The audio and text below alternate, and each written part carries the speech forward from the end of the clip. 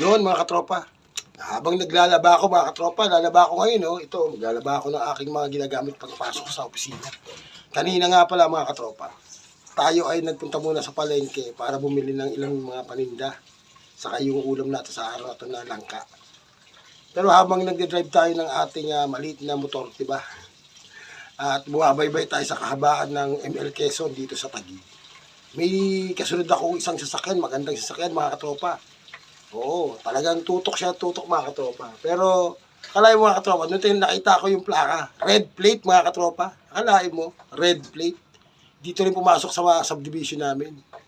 Akalain mo, red plate, tumatakbo ng linggo.